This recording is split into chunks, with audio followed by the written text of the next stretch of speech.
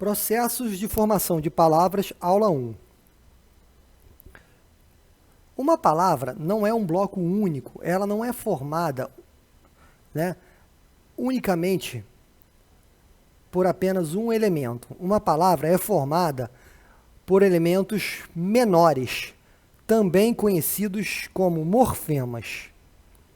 Tá? Os morfemas que se juntam para formar, uma palavra são o radical, afixos, que são sufixos e prefixos, e as desinências. Vamos ao radical. Radical é o principal morfema de uma palavra, tá? É o único morfema que não pode faltar, tá? O radical é a parte da palavra que guarda o significado básico, tá?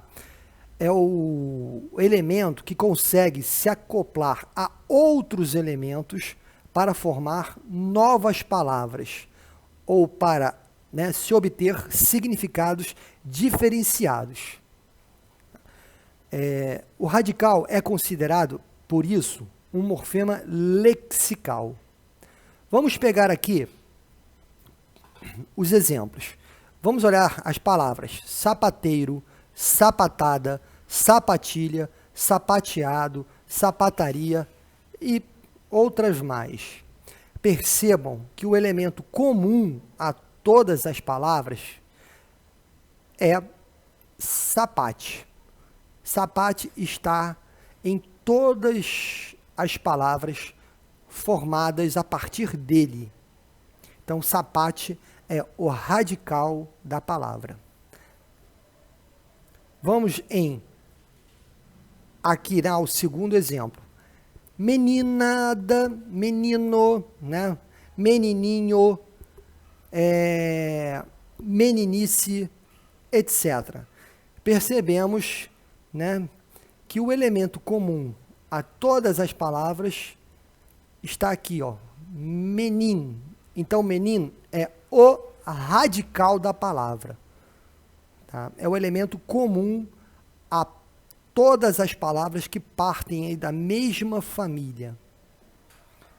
Vamos então aqui a camiseta, camisola, camisaria, camisão, entre outras. Mais uma vez, o radical é o elemento comum a todas as palavras. Com o radical, eu formo uma família de palavras. Temos radicais que formam uma família maior de palavras do que outro radical. Tá? Então, existem radicais que formam várias palavras. Existem radicais que formam novas palavras, mas nem tanto. Tá?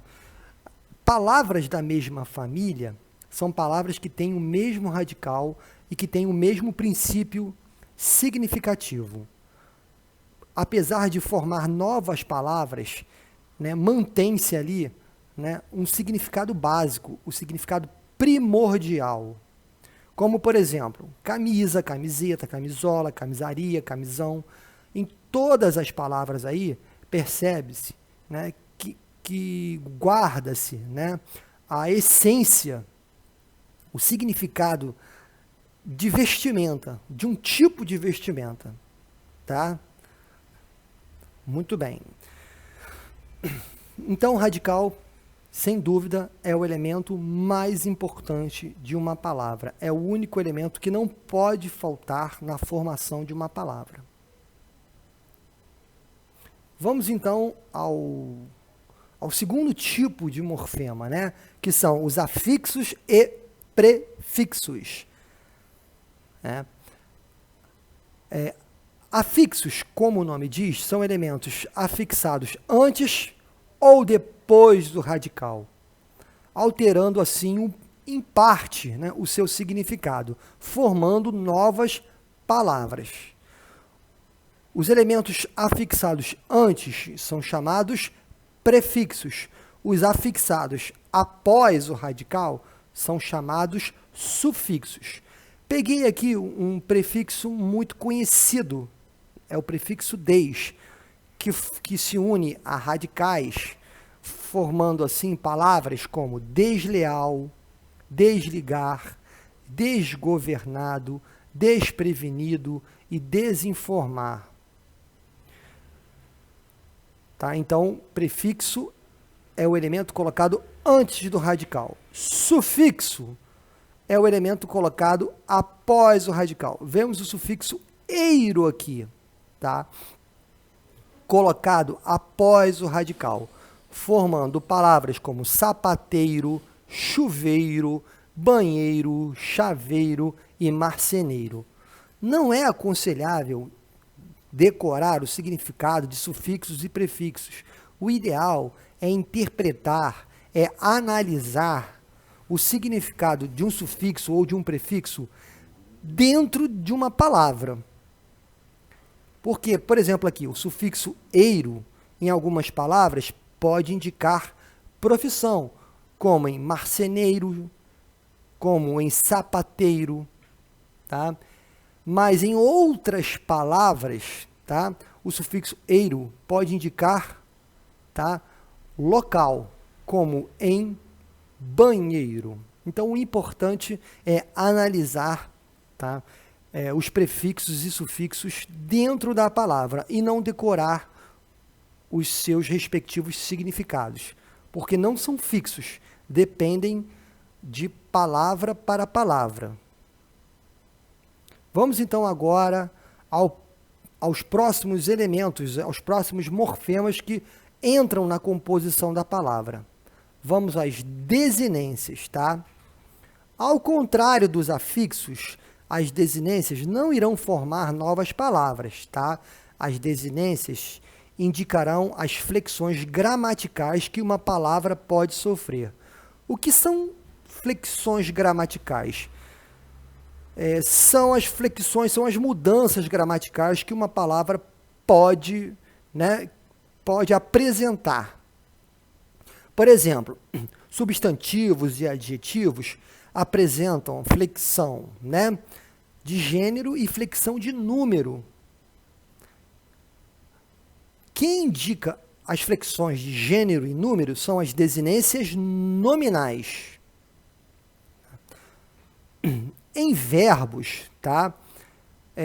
As desinências podem indicar o número, a pessoa, o tempo e o modo, né? As desinências nos verbos, logicamente, serão chamadas de desinências verbais.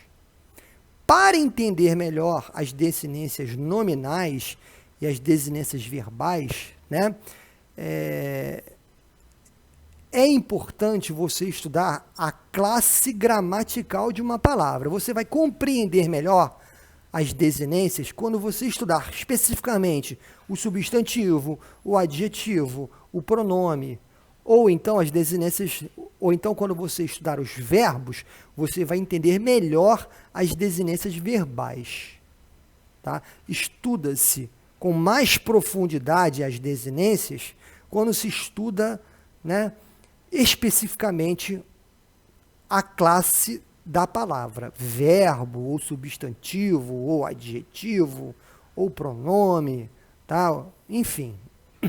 Mas vamos aos exemplos. Vamos aqui aos exemplos de desinências verbais. Vemos aqui o verbo amávamos, tá? Que está no pretérito imperfeito do indicativo, na primeira pessoa do plural. O que vai indicar o tempo e o modo, o número e a pessoa de um verbo serão as desinências verbais. Vamos lá. Primeiramente, vamos destacar o radical do verbo amar. Para se identificar o radical, coloque o verbo no infinitivo e corte as duas letras finais. Amar, corto o A e o R, o radical é am.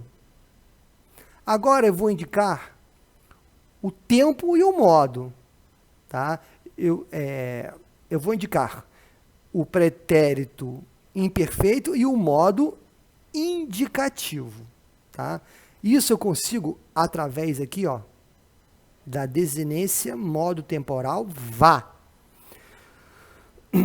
Agora, a última desinência do verbo, né, ela vai indicar o número e a pessoa, tá? A primeira pessoa do número plural é o mus. Tá? O mus vai indicar que somos nós. Então, as desinências verbais indicam o número, a pessoa, o tempo e o modo dos verbos. Muitas vezes, para você ligar o radical às desinências verbais, tá, você precisa de um apoio fonético para facilitar a pronúncia. É aí que entra, tá, a vogal temática, que não é um morfema, é apenas um elemento de ligação que faz a ponte entre radical as desinências possíveis para ele.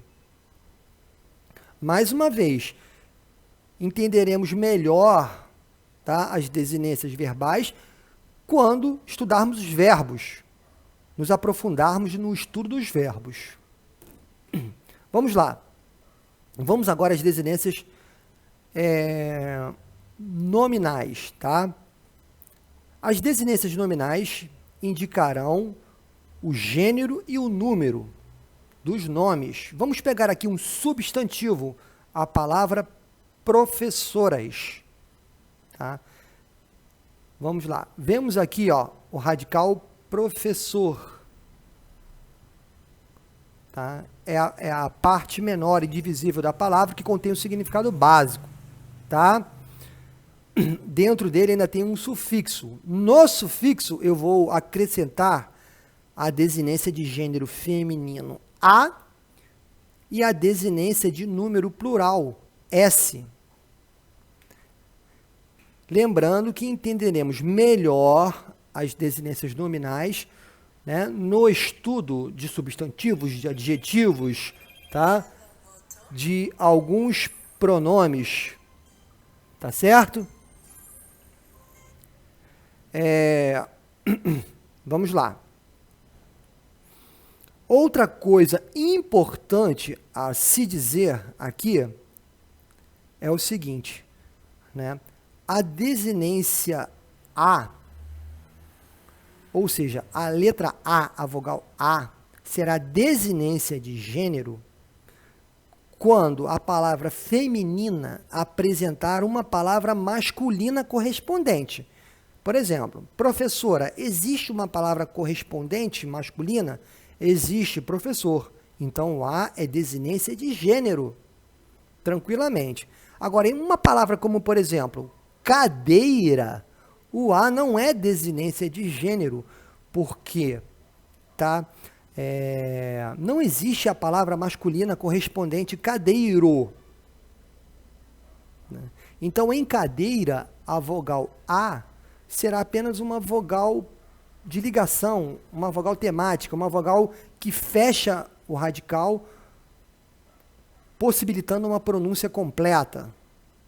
Então, são questões mais complexas, né, que se compreende melhor estudando especificamente, né, substantivos e adjetivos, né, porque nem sempre, na questão de desinência de gênero, e até mesmo na desinência de número, né, pode ser encarada de forma tão simplista. Nem sempre, por exemplo, a desinência de gênero se faz com A.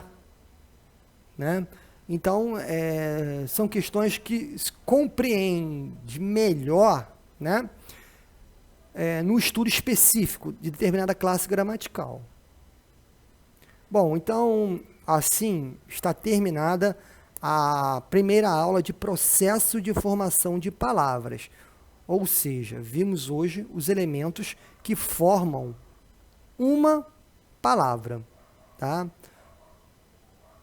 São eles o radical, os afixos, prefixos e sufixos e as desinências. Esses elementos irão se combinar formando novas palavras.